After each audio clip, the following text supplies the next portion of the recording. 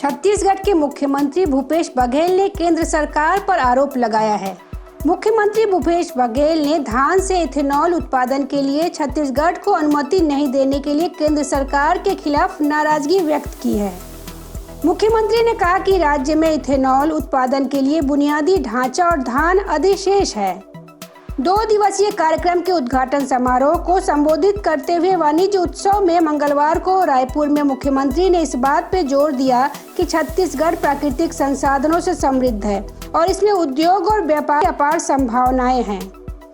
श्री बघेल ने कहा कि राज्य को दुनिया के चावल के कटोरे के रूप में जाना जाता है। दुनिया में कहीं भी चावल की इतनी किस्मों का उत्पादन नहीं होता है। हम मुख्य रूप से स्टील और चावल का निर्यात करते थे। राज्य में भूमि, जंगल और पानी के संसाधन हैं। साथ ही हमारे पास खनिज भी है। भिलाई इस्पात संयंत्र राज्य की अर्थव्यवस्था की रीढ़ साबित हुआ था।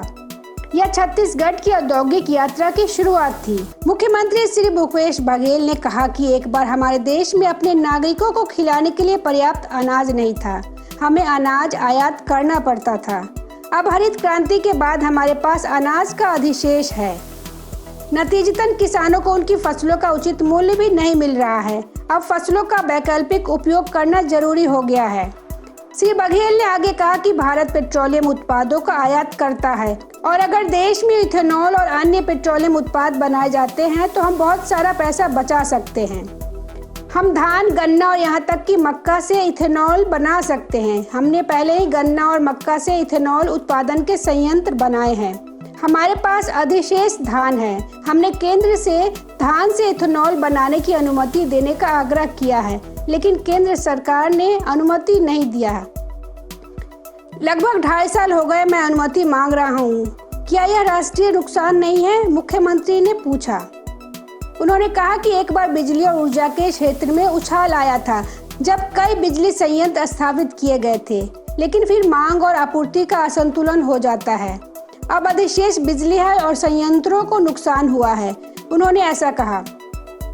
हरित ऊर्जा के महत्व पर जोर देते हुए मुख्यमंत्री ने कहा कि छत्तीसगढ़ ने अब अपना सारा ध्यान अक्षय ऊर्जा पर केंद्रित कर लिया है।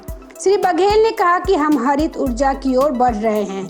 गाय के गोबर से बिजली उत्पादन के लिए पहल की गई है।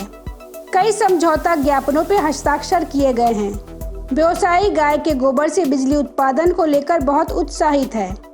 मुख्यमंत्री ने आगे कहा कि छत्तीसगढ़ एक लैंडलॉक राज्य है। बंदरगाह लगभग 900 किलोमीटर है। हमारे उद्योग का कहना है कि उन्हें रेक नहीं मिलते हैं। हमें एयर कार्गो की जरूरत है। हमने केंद्र सरकार से एयर कार्गो के लिए छत्तीसगढ़ को अनुमति देने का आग्रह किया है। मैं कई बार मिल चुका हूं केंद्रीय मंत्री से, लेकिन वे अनुमति नहीं दे रहे हैं।